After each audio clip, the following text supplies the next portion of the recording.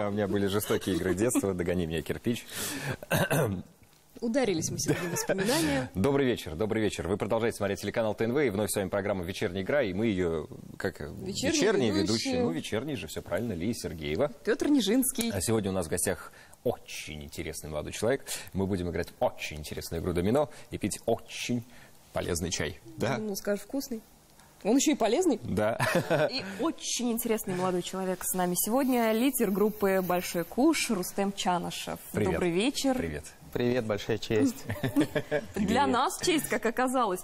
Сколько раз мы договаривались, и сколько раз у нас все в последний момент не получалось. По моей вине, признаю. Ничего страшного. Самое главное, что нашлось время и... Я, кстати, уже начала играть в домино. А, ну давайте, да. По 7 костяшек Рустем нужно брать. Раз, два, три, 4. И начинает у нас ходить тот, у кого есть 1-1, 2-2 и так далее. Базар у нас какой-то. Да, вы мне напоминаете периодически правила, как там правильно все Да, делать. сначала первый ход делать человеку, у которого есть либо пустышка, либо 1-1, ну дубль, либо 2-2, либо 3-3. У кого наименьший дубль? А если у меня есть и то, и то? Тогда с наименьшего. То ладно. Угу. Тогда вот так. Рустем, а часто вам везет в играх, где присутствует азарт? Ну вот мы узнали за эфиром, что вообще как бы вы, Рустем, считаете себя человеком не азартным. Абсолютно не азартный человек. Как я уже Лии говорил перед эфиром, я пытался быть азартным, когда это было модно, у меня ничего не получилось. Это когда это было модно? Когда появились в городе всяческие ромашки по 5 рублей? Да, люди скидывали свои зарплаты? Вот человек эпохи, Петр, может меня понять. Да, что-то мы не знаем о тебе, похоже. Да. Вот, поэтому, да, не особо я азартный человек, есть какие-то жизненные, может, моменты. Вот как раз не особо азартным чаще всего и везет в азартные игры. Если они в них играют. Вот сегодня проверим. Давайте, так, давайте. кстати, снова ваш ход. С любой стороны. Да. Абсолютно. Пока да, можно с любой. Да и потом, по-моему, можно с любой. Я так чувствую. А Иш как-то вот так вот правда ставит, везет. по-моему, да? Или это тут, да? От перестановки слагаемых. Вот, Рустем, как к тебе, моя музыке дорогая пришли? коллега, еще один подарок.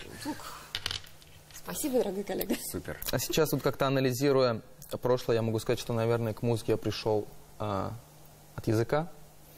Потому что с детства изучал английский язык и, соответственно, слушал записи в моем доме. Всегда играли записи английских, американских рок-групп. Вот. Потом музыкальная школа, класс ансамбля в музыкальной школе. И как-то вот эти две стези соединились воедино. Но все-таки, мне кажется, наибольшее удовольствие я получаю именно, когда пою именно песни на английском языке. И это связано с тем, что я очень люблю. Мне кажется, тонко чувствую, без лишней скромности этот язык, мелодику этого языка, ритмику, тайминг. Поэтому, наверное, все-таки язык, а потом... Ну а вот язык, получается, какая-то... Да, вначале было слово. Это какая-то Конечно. специализированная школа, да, так получается? Нет, так? в то время не было каких-то таких особых специализированных школ. На самом деле, как говорят, учительница первая моя. Я прекрасно помню первую учительницу. И как-то я, когда услышал, как она разговаривала по-английски, мне... Вообще, на самом деле, с 5 лет, когда я что-то слушал на английском, мне нравился этот язык. Я помню Тома Джонса, Элвиса. В доме звучала западная музыка? Да, благодаря папе звучала западная музыка, естественно, Битлз. А потом как-то непосредственно уже соприкоснулся с языком в 6-7 лет, и благодаря первой учительнице я как-то пошел дальше. А потом как-то у меня все-таки индивидуально складывалось. Даже если брать мой класс, в котором я учился, школа была... Несколько у меня было школ, они были достаточно простые, но все-таки у меня отношение с языком индивидуально складывалось. И потом какие-то олимпиады, конкурсы, и все это было индивидуально. То есть не какой-то такой, знаете, вот класс, чисто все занимаются. И нет. Who is absent today?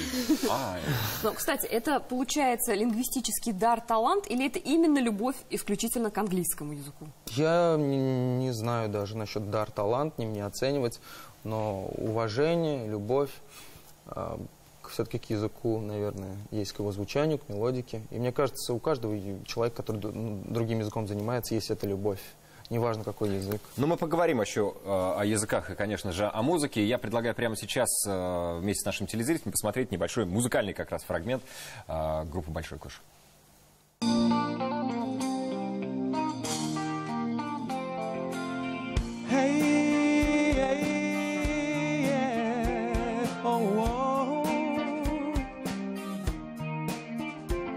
I feel it in my fingers, I feel it in my toes.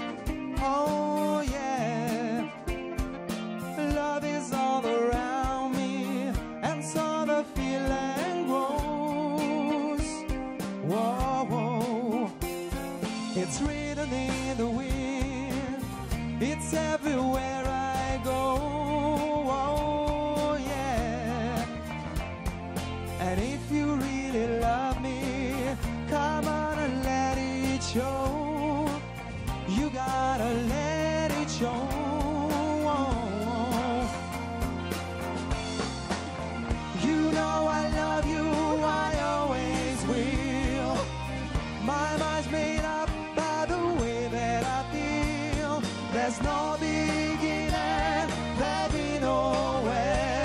'cause all my love you can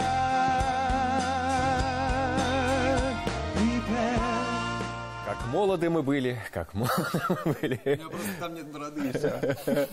Да. А что будет, если я вот сделаю, допустим, вот такой ход?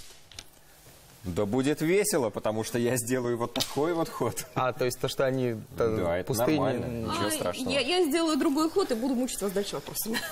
С удовольствием. Наш один из традиционных вопросов музыкантам, учитывая, что мы сейчас услышали, а к каверам как относитесь? Отлично, хорошо, особенно когда Непосредственно. Особенно, когда их хорошо делают, и когда делают те люди, которые вот, любят специфику данной музыки и никогда не делают все подряд.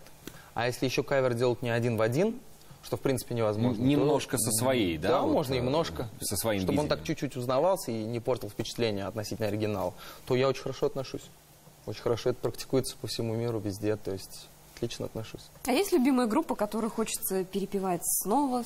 Мне кажется, сейчас такой список огромный мы услышим. Вот чтобы избежать списка, я могу сказать, я вообще поклонник песенного творчества. Есть люди, которые любят, если в плане музыки брать, какие-то ритмические композиции, они называют их треками, композициями.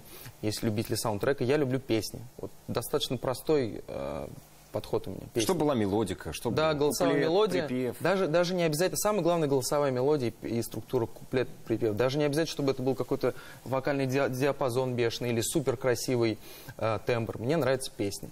И поэтому я сейчас подхожу, я могу слушать любую музыку, главное, чтобы это была песня. Вот песня меня трогает. Вот. И если я не могу выбрать какую-то группу, естественно, это Beatles. Но Beatles, они всегда были, всегда будут существовать. Если, естественно, это Beatles, то, судя по недавним сообщениям в Instagram, и это группа Oasis, о которой ты, кстати, писал. У группы Beatles можно черпать много интересных идей, каверить их бесконечно. Это всегда звучит прикольно, потому что это как будто ребята, которые вот сидят рядом с тобой около костра, играют, и ты с ними вот хорошо проводишь время. Это такое впечатление, на самом деле. На самом деле это профессионалы высочайшего уровня, особенно когда они были на пике. А если брать как слушателя, это другое. К сожалению, или к счастью, вот эти вещи вам не разделяются. Есть слушатель, а есть человек, который делает музыку. То группа Oasis, потому что, просто не знаю, почему. Как с девушкой, непонятно. Песни в первую Вроде очередь страшные, а цепляет поют хорошо. музыка или текст?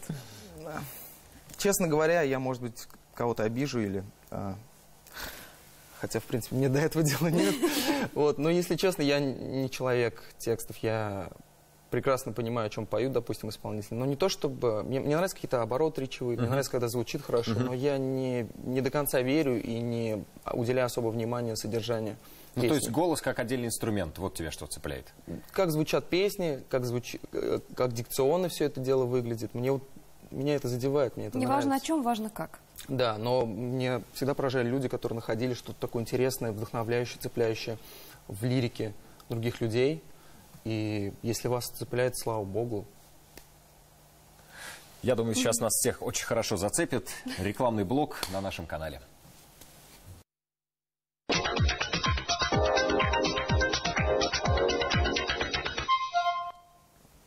Продолжается наша вечерняя игра. Рустем Чанышев у нас сегодня в гостях. Рустем, давай, я так уже успел перейти на «ты». Не против же, да? То как-то почти коллеги по цеху. Сколько мы дружим уже, сколько мы дружим, Да, сколько мы уже друг друга знаем. Кстати, вспоминая как раз, сколько вы друг друга знаете, вот эту кусочек программы «Территория ночного вещания», которую мы сейчас видели, многие зрители, особенно зрительницы, задаются вопросом, а у вашей группы есть стилист? Да, у нашей группы есть стилист. Вот, мы периодически Это ты? прибегаем к ее помощи. Нет, я абсолютно не человек фэшн. Вот, ее зовут Эльза, и она очень крутая. Если вы хотите, я могу... Если кто-то хочет, я могу лично... То есть она разрабатывает, да, Советую. из сезона в сезон группе «Большой куш» Да, какие-то да, определенные... несколько наших, новшества. так скажем, образов. Это ее То есть она сказала: авторство. Рустем, надо отрастить бороду. Слушай. Нет, как-то просто надоело бриться, а потом, когда надоело бриться, нужно ее приводить в порядок. И... Потом надоело приводить в порядок. И Да нет, снова все, новый. Она сейчас достаточно все отлично. в хорошем Все состоянии. отлично. Мы вот имели возможность сравнить мальчишка и вот такой мужчина у нас сегодня здесь. Но вы имеете право голоса, когда ваш стилист вам предлагает, говорит, вот такой образ на такой концерт, будете вот так. Или никаких споров, надели и вперед? Достаточно у нас все демократично. Вот, и как-то очень легко все проходит. Но если у меня есть определенный образ, я стараюсь ему соответствовать и как-то не импровизирую в этом плане.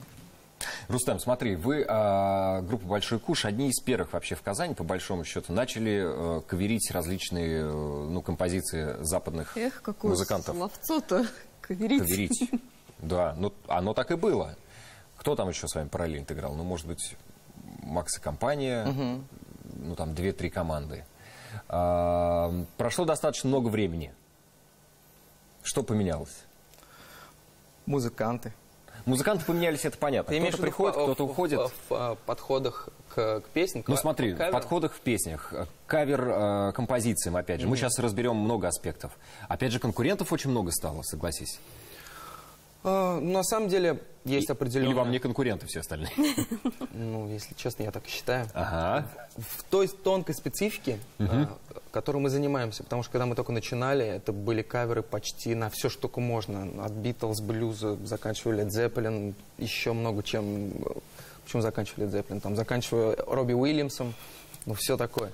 Сейчас есть четкое понимание того, в чем ты лучше остальных, в чем ты профессионал, и ты это делаешь. Если брать технический момент, естественно, и техника, и продакшн, все это не стоит на месте, и подходы меняются, и мы стараемся следовать и соответствовать всему этому. А если брать конкурентов, ну, я думаю, что в том, что мы делаем, у нас нет конкурентов. Не в плане того, что мы лучше остальных, а в плане того, что люди группа не всегда «Большой берутся. куш», она стоит особняком немножко от других команд. Собственно, так же, как, допустим, и те же самые прогульщики, это, да, узнаваемые такие своего рода уже бренды города. А как тяжело вот было вообще начинать, вот первый раз выходить? Я даже помню, можно, да, скажу, что ты был спортивным в костюме? Спортивный костюм. Ну, в Олимпосе ты постоянно выступал. Это был отличный атрибут, допустим, группы «Оазис». Мне нравилась группа «Оазис». такой Был период, когда мы играли все из «Оазиса». И мне нравилось ходить в спортивном такой, костюме. то есть ты поддерживал вот это. Я был достаточно инфантильный в плане стиля. А первое выступление, оно было в музыкальной школе, отчетный концерт, класс ансамбля. Мне было лет, наверное, 16. Поэтому это до всех коммерческих там каких-то вот выступлений. Вот интересует именно коммерческие выступления. Когда вы взялись за это дело и стали, ну, одними из первых все-таки в Казани, кто стал играть кавера. Было как-то так тревожно. Ощущение, что говорили коллеги по цеху? Потому что в свое время, ну, я вот на себе помню, да, рокеры, допустим, не любили каверщиков. Говорили, да, они кавера играют. Я прекрасно понимаю, за что до сих пор не любят каверщиков. А за что же? За то, что они поют чужие песни. Но сейчас в основном идет даже сдвиг в то, что не поют, а исполняют. В том, что не все делают это качественно. И раньше как было? Все делают все подряд. Да. Есть определенный круг великолепных, шедевральных песен, которые группа «Большой куш» не будет делать, потому что это не наша стилистика, потому что мы не уверены, что это хорошо у нас получится, и потому что нам это не нравится. А например? Например, ну, естественно, хард-рок какой-нибудь. Ну, группу «Корн», я думаю, не будет. «Корн». А почему бы не поэкспериментировать, не дать жару? А на самом деле вот все это экспериментирование, которое было на заре нашей кавер-карьеры, То есть как раз оно поиск. как раз привело к четкому пониманию, что какая, в принципе, какой жанр нам максимально близок и в каком мы себя комфортно чувствуем. Но в рамках этого жанра появляются новые исполнители, новые тренды. И вот тут можно экспериментировать. Ну, вот хорошо, это одно дело ограничения по жанру, а есть какие-то исполнители песни, которые популярны, они бьют все топы, занимают везде первые места, но вы их не будете петь принципиально? Вообще, если брать исполнителей, я как профессионал уважаю абсолютно всех. Я пытаюсь себя назвать профессионалом, поскольку профессионально занимаюсь этой деятельностью. Я уважаю абсолютно всех, кто находится уровнем выше, лучше меня. Абсолютно все. Неважно, какой жанр, неважно, какая техническая подготовка, неважно даже, какой контент. Но если брать как исполнитель, вот, то у меня есть вкусовые свои пристрастия. И вот если вот эти вещи, они как-то друг с другом пересекаются в не очень хорошем, так скажем, контексте, то я не буду делать эту песню. Я или мы? Я не буду, допустим, петь, я это выскажу на репетиции, ребята скажут, нам не хочется это играть, но всегда мы найдем какой-нибудь консенсус. А как у вас, кстати, происходит вот этот момент? То есть демократично, авторитарно, голосованием, урночка стоит, Голосование ребята за бывает, песню. в принципе, у нас на 90% единение в этом плане, единство. не единение, не единство. Ну, за столько лет уже и пообтерлись, и попривыкли. Да, а, естественно, есть голосование по каким-то вопросам, которые и большинство демократически побеждает на выборах, поэтому как-то так решаем. Ну, в основном мы сходимся в наших оценках относительно. Сколько лет вы уже играете? Я могу сказать то, что это больше 10 лет, а если брать прямо вот с азовов, с музыкальной школы, это даже больше, сейчас надо вспоминать, считать, но больше 12-13 лет. Вот не надоедает? Ну, если ты поработал 2 дня подряд, ты устаешь, и все. А надоедает это, когда, мне кажется, это когда тебе не нравится этим заниматься. То есть, но ты устаешь тоже в хорошем таком плане, ты просто, как сказать, получаешь удовольствие, ложишься на диванчике, таком, все, работа сделана, done. Вот все мы тут про каверы говорим. Я, опять же, об этом тоже повторялся. А никто не ругает вот почему-то классических исполнителей, да, что они переигрывают Шопена, Моцарта, Бетховена. Честно говоря... Спустя столько лет, как их нет. Честно говоря, я очень хорошо отношусь к классической музыке. Я воспитан на классической музыке. И дома на виниле я слушаю очень часто классическую музыку. Это и все сонаты Бетховена, это Вагнер, это первый концерт Чайковского. И, честно говоря, для меня это такая тема особенная. Я даже не задумывался в таком контексте. Потому что Петр любит подбросить интересную тему для разговора. Ну, даже не знаю. Все-таки поп-музыка, ее легче делать. Ну да. Быстрее. Да. Она популярнее. Но у вас же есть и свои песни. Да, мы работаем сейчас, кстати, активно над своим материалом. У вас и давно было где-то там 2-3, по-моему, выпущены. И сейчас вот Нет, у нас был целый альбом песен. Целый альбом. Вот, мы собрались. Нашли время между всеми этими выступлениями, записали, сделали презентацию. Сейчас у нас передышка была несколько лет, и поэтому... А сейчас мы как раз активно вновь работаем. То есть пишется материал уже? Да, да, да. И когда мы работаем, когда мы выступаем на фестивалях, трудимся на фестивалях, мы стараемся, чтобы доминирующая часть нашего сет-листа была все-таки авторской. Но ведь на фестивалях, как уже сказано, выступаете вы много и на российских, и на международных. Но почему до сих пор остались в Казани? Ведь многие исполнители, добившись какой-то популярности, сразу так и в столице. Честно говоря, сложно ответить на этот вопрос, потому что и составы менялись. Вот. Но, естественно, я могу признать то, что если мы берем кавер, в сторону нашего творчества, и востребованность, которая у нас есть, очень комфортно, и я как бы признаю, это очень комфортно и находиться здесь сейчас. Естественно, ты с этой программой ездишь по городам, выезжаешь там в Москву, еще куда-то. Вот, но я чувствую себя здесь счастливо и комфортно. Ну, поэтому... То есть желание не возникало, да, сменить одну столицу на другую? Когда у нас возникает желание поучаствовать в фестивале в каком-то, или было желание, мы выезжали, участвовали, занимали места, не занимали какие-то места. Когда у нас у клиента есть потребность, чтобы мы куда-то выехали, это тоже все обговаривается, и мы выезжаем, работаем, мы открыты абсолютно. Но Казань с той скоростью, как она развивается сейчас, как огромное количество фестивалей, и как индустрия развивается, инфраструктура, мне кажется, что мы себя чувствуем здесь очень комфортно. А есть какой-то город, где хотелось бы пожить? Пусть не переехать навсегда, просто пожить какое-то время. Собраться с мыслями. А это вот личный вопрос или профессиональный? И так, и так. Как ты это воспринимаешь?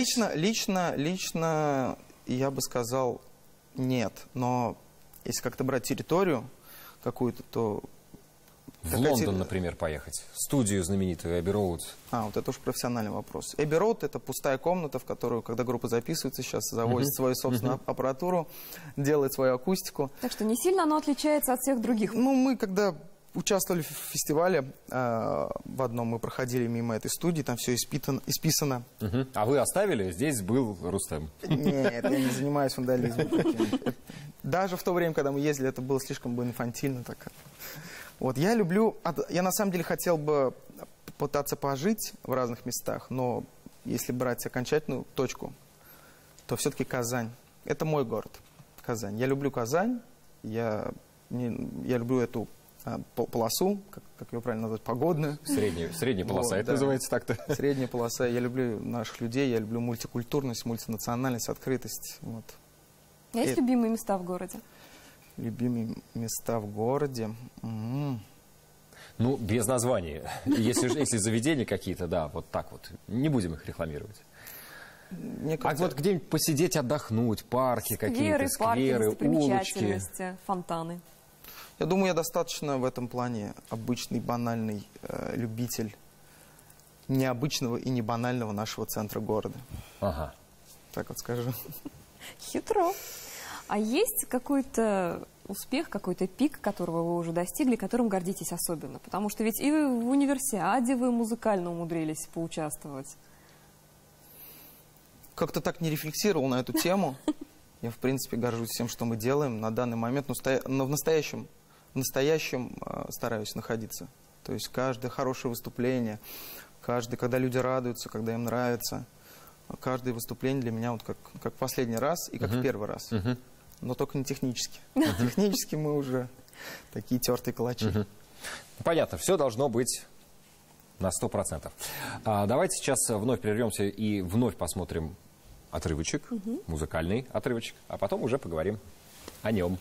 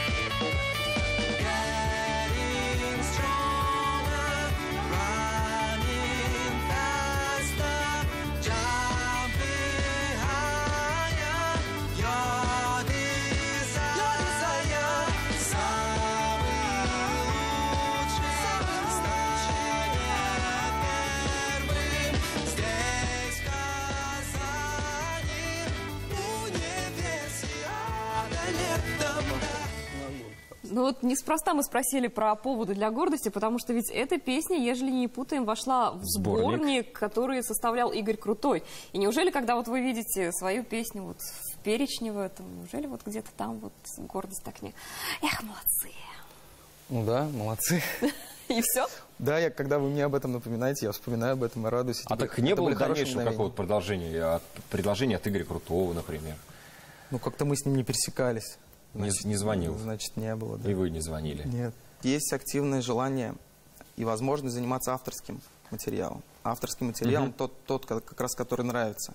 И сейчас мы его пишем, будем над ним работать и будем стараться. Вообще он занимает, на самом деле, к сожалению, не очень большой процент наших живых исполнений, выступлений, нашей работы. 15, может быть, процентов. Естественно, нужно его увеличивать. Потому что каверы — это хорошо, а свой материал — это вот, еще лучше. Кстати, как люди воспринимают вот ваши песни? Мне кажется, что хорошо воспринимают. А какое-то голосование там в сети вы не устраивали? Там, ребята, проголосуйте. Какие вам песни больше нравятся? Наши или не наши? Есть несколько песен, которые нравятся людям, которые особенно запомнились. И мне кажется, в принципе, позитивно воспринимают. Особенно те, кто знает, что от нас ожидать в плане исполнения других песен. И они, эти песни, наши, собственно, авторские, они вполне в контекст вписываются, мне кажется. Вот, но опять же, судить людям... Мне нравится то, что мы делаем. А на каком уже процессе? На процессе мы готовим лайв-программу, и одновременно студийная работа ведется. Я думаю, до конца лета несколько песен. Может быть, даже клип, да, мы увидим. А если перед каким-нибудь выступлением к вам в гримерке подойдет молодой и юный музыкант и скажет: а можно я буду исполнять каверы на ваши собственные песни группы «Большой куш»? Ну, несколько раз так было. И? Вот. И не проблема, конечно. Вот контракт. Почему нет? Или так же все начнется. Вот скандалы. Почему нет? Но я бы ему посоветовал добавить еще все-таки в его сет-лист, если он будет делать каверы, допустим, на группу «Большой куш» один, добавить в сет-лист все-таки несколько песен звезд мирового шоу-бизнеса. Это будет полезно очень. Вот поэтому я только за, я не против. А если вот, простите, коллега, хорошо. дали согласие, молодые, юные, талантливые сделали кавер, исполнили, и отвратительно. Ну вот прям вот до скрежета зубовного. Ну пусть в следующий раз будет не отвратительно. Будете подходить ради бога, и нет. говорить, что, ребят, ну так нельзя. Нет. Нет. Самый необычный концерт, Рустем, в вашей жизни О, с группой «Большой куш». самый необычный концерт, когда мы, наверное, на фестивале в Лондоне выступали, представляли, на андеграундном фестивале представляли Россию. Вот это было прикольно. Астория, сейчас, по-моему, даже нет этого места, оно то ли демонтировано, то ли как-то... Там Робби Уильямс, Роллинг Стоунс, Нирвана в свое время выступали в этом месте. Вот это было интересно. Да каждое выступление, на самом деле, по-своему интересно. Неважно, ты авторскую программу делаешь. Ну, авторскую приятнее, признаю. Хотя это немного другое чувство удовольствия, относительно которого ты испытываешь, когда исполняешь чужие песни. Вот каждое выступление интересно. А когда вы выступаете, допустим, в Лондоне, вас как представляют публике? Как «Большой куш» или переводится название? По-моему, так и было. Но им нравилась вот эта диковинка, то, что как-то что-то звучит на их языке, но непонятно им, что это значит. По-моему, так и представили, да. Бедные англичане, столько шипящих. А есть какой-то совет, который вам дали когда-то, когда вы только начинали вместе с группой, и лично тебе этот совет, может быть, дали, который до сих пор актуален? Тогда он очень помог и сейчас помогает. Простая очень вещь, но одновременно простая и четкая, но и как бы такая широкая, каждый может по-своему понимать. Делать то, что нравится, и не делать того, что не нравится. Или, по крайней мере, до конца стараться не делать того, что не нравится. Вот мне кажется, что... Ну, я не люблю давать советы, но если бы меня попросили совет, я бы, наверное, и в жизни, и в любви, и в творчестве посоветовал бы делать только то, что нравится, и все-таки сразу добавлять, не делать то, что не нравится. Вот. А есть какие-то у тебя учителя, скажем так, гуру, к которым ты прислушиваешься? Битлз? Ну, не на аудиозаписи. Ты имеешь в виду Да. То есть человек, который с большим опытом может тебе дать какой-то полезный совет. Разные люди сыграли очень большую роль. Это, естественно, семья, в первую очередь, близкие друзья. Если в профессиональном аспекте, ну, это руководитель, допустим, нашего ансамбля, когда я был в школе. Педагоги по английскому, педагоги по вокалу. Это ребята из группы. Вот, потому что я считаю, что музыкально очень... Чисто по музыкальному таланту и музыкальной образованности, мне кажется, что у меня очень сильные ребята. Я прислушиваюсь к ним, потому что я считаю, что у них авторитет в каких-то вещах гораздо больше. И мне очень важно их мнение. И, в принципе, на самом деле, мое вот отношение к миру, оно такое, что вот слушать надо, и, по крайней мере, слушать и прислушиваться надо абсолютно ко всем, кто выше тебя, в профессиональной деятельности, в какой-то духовной насыщенности, в признаках счастья, внешних каких-то. Нужно слушать и потом как-то это все дело анализировать.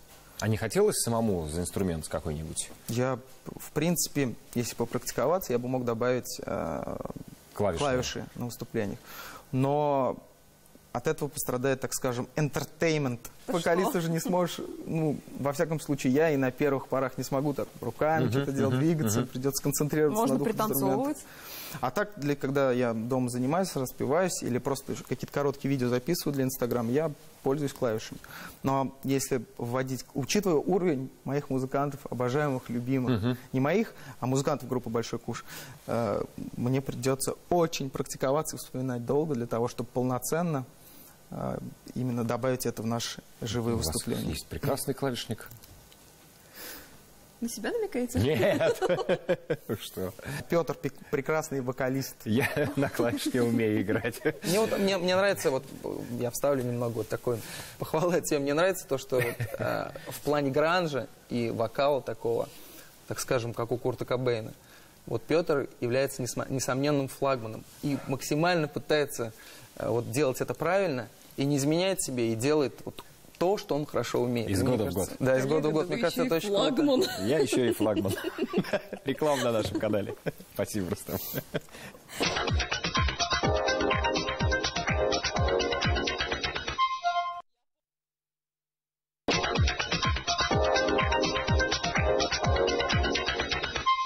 получается так. Решили мы тут немножко вспомнить, что у нас игра домино, оказывается, есть на столе. Пришлось даже к логике прибегнуть, чтобы вспомнить, чей ход. Я делаю свой ход. Можно вот так вот я поставлю? можно. Вот так вот. Так, получается 6-1, да? 6-1, 6-1, 6-1, 6-1, 6-1. Вот, ну давайте загибаться будем. Решили вы подлянку устроить, да? Ладно, хорошо. А давайте, раз уж мы так разыгрались, давайте под музыку поиграем. Посмотрим, послушаем. You are my sun, you are my earth. You didn't know the ways I love you, no. You took the chance, met out of planes, but I bet you didn't think that the thing will come crashing down. No, you don't have to say why you did. I already know. I found it from him. Now there is no chance for you and me. We'll never be. Don't make you sad about it. Tell me you love me. Why did you leave me all alone? You tell me you need me when you call me on the phone. Girl, I refuse. Must have made confused some other guy. You breathe us for fun. Now it's your turn to cry. Cry me a river. Cry me a river. Ooh. Cry me a river. Cry me a river. Ooh. I know that they say that some things better left unsaid. He was alive, you only talk to him, and you know it. Don't act like you don't know it. All of the things people told me keep messing with my head. You're never gonna steal that you may not have known it. You don't have to say why you did. I already know. I found it from him. Now there is no chance you and me will ever be. Don't make me sad about this. Tell me you love me. Why did you leave me all alone? Tell me you need me when you call me on the phone. But God, I refuse. Must have made confused some other guy. You beat us for fun. Now it's your turn. Эх, ностальжи. Я люблю понимаешь. Тимберлейка. Джастина Тимберлейка обожаю. А, кстати, я знаю, ты даже ездил на его концерт. Да, это было просто шедеврально. 2013 год, То по-моему, есть ты да. май. целенаправленно купил билеты на концерт, на самолет и полетел на концерт. Ну, я умею, практикую. Вообще не очень сложно, как бы, да? Да. Очень огромное удовольствие получил. Огромное удовольствие. Это был А один вот из лучших концертов в моей жизни. На чем концерте ты бы еще хотел побывать, но пока не получилось? Номер один — Эд Ширан. Угу. Потом, если группа «Оазис» объединится, группа «Оазис» и «Адель». А был какой-то Ну, исполнитель? Ленинград еще четвертое. Так недавно приезжали. Да? Как-то пропустил. Не успел. Был какой-то исполнитель, который очень нравился, которого слушал, которым восхищался, но попал на концерт и не то. Я, в принципе, если я попадаю на концерт, я уже, значит, миллион лайвов смотрел, живых выступлений, я примерно понимаю, что ожидать, и не было такого. Но ведь не бывает такого, что любой концерт проходит на ура. Бывает где-то лучше, где-то хуже. Ну, когда ты, допустим, попадаешь на концерт Оззи Осборна, ты же изначально знаешь, что он будет там кряхтеть, лажать, но это так И прикольно. откусывать головы лягушкам мышкам. Еле-еле, да. Да. Он хитрый, на самом деле, не такой он старенький, каким он кажется. Вот, поэтому я знаю, чего ожидать. А Я что никогда не берешь ты вот расстраиваюсь. лично для себя вот с этих концертов? Все-таки основная масса людей, которые приходят на звезд такого уровня, все равно не приходят. Я был на концерте, вообще огонь. И фоточку в Но ты интернет как сразу профессионал заселить. смотришь, как музыкант. Вот что ты для себя берешь? Честно говоря, все концерты, на которых я был, я в первую очередь как слушатель там был. То есть какие-то такие моменты вокальные, Они замечаются, шоу, они как замечаются, устроено? но как бы потом они доходят, я что-то вспоминаю. Или, допустим, на каких-то менее хитовых песнях ты уже начинаешь обращать внимание на звук, на свет, как двигается. Но когда я был на всех этих концертах, в первую очередь, конечно, это наслаждение музыкой. Но если брать того же Тимберлейка, тут вот, хочешь не хочешь, ты как ты смотришь, насколько это профессионально сделано, и ты понимаешь, что это очень высокий уровень. А не хотелось вот тоже в своей команде еще таких хореографических какие-то пау строить, как вот делают эстрадные артисты? Честно говоря,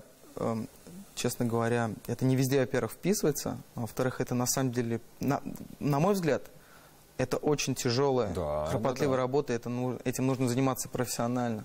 А так мы достаточно подвижны и двигаемся. Ну, это понятно. Вот этого хватает. Но либо очень хорошо делать, прям как у Джастина, допустим, либо не делать вообще. Или по наитию, так вот, как обычно. Ну, Джастин ведь тоже начинал с довольно забавных дрыганий на сцене, потом уже научился. Ну, там и культура, я не особо специалист, но, как я понял, там культура танца сменилась, и там... Прически, да. Был доширак Я сейчас. думаю, Джастин показал всем, что вполне можно в костюме троечки двигаться, танцевать, и можно еще белые кроссовочки при этом одеть. Вот, и не обязательно, чтобы у тебя микрофон был здесь, вот, можно его отдать танцовщице, закончить свой пируэт какой-нибудь, и там поймать его, то есть... Каким ты был в детстве? Таким же, как и сейчас, добрым, добрым, красивым. Я открытым был очень. Ну, ты с детства пел, вот с скольки лет? Напевал что-то лет с 5-6. То есть, получается, все школьные балы, ты на сцене с микрофоном? Не всегда. Иногда были какие-то сценки театральные. Иногда были какие-то, ну, типа, я не скажу, что это стендап какой-то. Но... Театральные постановочки какие-то. Да, да. Хотя сейчас я настолько от этого далек. Вообще профессия актеров для меня это какой-то такой вот перевоплощение. Но профессия музыканта, она тоже это требует, быть где-то актером. Ну да, но все равно ты в контексте как бы находишься, а тут совершенно другая личность перед тобой. Ты думаешь, как это они так все сыграли. А у тебя есть какая-нибудь традиция перед выходом на сцену? Дать леща ударнику. Лучше всего быть распетым. И лучше всего, чтобы был готовый сет-лист. Но не обязательно. Ну, то есть ты прям какие-то вокализы пропеваешь? Или другим способом вы распеваетесь? Нет. Нет. Но если, допустим, перед выступлением ты в хорошей форме находишься технически, это, конечно же, никогда не минус. Потому что делать это на первой, на второй песне, это крайне непрофессионально. Вот. И на самом деле, чтобы выступление было хорошим, нужно технически быть готовым, нужно готовым быть, в принципе, сценарно, и нужно, чтобы был отличный, хороший саундчек. А за хороший саундчек у меня огромная благодарность всегда нашему звукорежиссеру. Это немаловажная вещь. Да. Игорь. Звукорежиссер — это фактически также член коллектива. Да? Если он где-то подкосячит, все прозвучат плохо. Ну, по твоему инстаграму мы не могли не заметить, что ты очень симпатизируешь Скарлетт Йоханссон. О, да. Устал я уже в ленте видеть. Ну, а мне нравится. Я тогда буду удалять, сейчас приду домой. Да, мне очень нравится эта актриса. Актриса или все-таки женщина? Чем так вот зацепила? Я как женщину, как человек ее не знаю. Вот, и вряд ли, наверное, узнаю. Но мне нравится... Естественно, как я ее вижу внешне. Я понимаю, какой она человек из интервью, какой она профессионал из интервью. Как она играет, мне нравится, не во всех фильмах уже, к сожалению. Тут последний не очень порадовал, но неважно. Это комедия, вот, которая была. Да, я встал и даже... Ну, все рецензии плохие пишут. Даже Скарлетт не спасла. Ну, не будем о плохом. Вот. Будем о Скарлетт. Какой-то этот образ, может быть, из детства, я не знаю, это, может, психологи, к психотерапевту нужно сходить. А «Призрак в доспехах», кстати, вот насчет кино, если уж мы заговорили, тебе как, понравился? Я к нему отнесся к такому достаточно как к попсовому полотну. И шел я, естественно, на Скарлетт посмотреть, Ну, как источник она не попсовый. Так вот, на 5 Я минут. не фанат и не особо специалист в этих мангах всяких. Но это киберпанк. Ну, наверное, да, там, вот. И мне понравился, как фильм на один раз, интересно, вот. А в плане Скарлетт, ну, какая-то, видимо, это муза, видимо, какой-то такой, не то, чтобы я не сторонник идеала у меня нет, но это как-то вот, если бы мне прямой вопрос задали, как вот выглядит тип девушки, которая тебе нравится, я бы сказал, Скарлетт Вот Йоханссон. так выглядит. Да, но у меня нет, опять же, каких-то, я не знаю, что будет в будущем, но вот примерный тип, да. Причем она и брюнетка была, и блондинка была. Что-то есть в лице, что-то есть в фигуре, естественно, что-то есть в голосе, когда она разговаривает. Хотя ее голос не всем нравится. Некоторым он кажется хриплым или еще что-то. Но вот эти такие вещи, которые умственно ты не объяснишь, это вот либо инстинкт, либо как-то судьба или еще что-то. Вот. Немножко вернемся все-таки еще к теме кино. Есть любимый фильм? Или один? Мой любимый режиссер, это, наверное... «Братья Коэны» и Стэнли Кубрик. Любимый фильм, сходу, наверное, придут два. Это «Старикам тут не место» и «Револьвер» Гая Ричи. Вот. Чем «Револьвер» понравился? «Револьвер» понравился стилем, подачей и глубиной То есть сюжета, внутреннее философии. содержание вот это. Да, внутреннее содержание, о котором можно разговаривать бесконечно. У каждого свое, на самом деле, восприятие. Отличный фильм. Возьмем еще пару часов на программу, обсудим «Револьвер». Ты счастливый человек? Если я в первые 7 секунд не ответил, то уже какие-то, видимо, проблемы, мне кажется. Я довольный, наверное, человек. Счастливый, не знаю, такое у всех свое определение, но вот на данный момент, вот я сижу с вами, общаюсь, не уводя разговор в другую сторону, я могу сказать, что я счастливый, я здоровый, у меня все хорошо, у меня расписан график выступлений, у меня отличная группа, и вы приятные очень собеседники. Я довольный, да. Меня окружают хорошие люди, у меня отличная семья, у меня отличный музыкальный вкус. Я неплохо выгляжу, я неплохо говорю. И свою работу, в принципе, я делал достаточно неплохо. Ну, круто, круто. Выше среднего. Это абсолютно взаимно про то, что мы неплохие собеседники. Да, я, кстати, раскрою небольшой секрет. У нас заканчивается, к сожалению, эфирное уже время. Рустем занимается еще и боксом, так что он не только отлично поет, Так что аккуратнее критикуйте. но еще, да, может... Ладно. Спасибо. Большое спасибо, Рустем, что пришел к нам в программу. Было очень приятно. Неплохо поиграли, очень отлично пообщались. Слушайте хорошую музыку, получайте удовольствие. Это была программа «Вечерняя игра». Пока-пока. Пока-пока. Всем до свидания, всего доброго.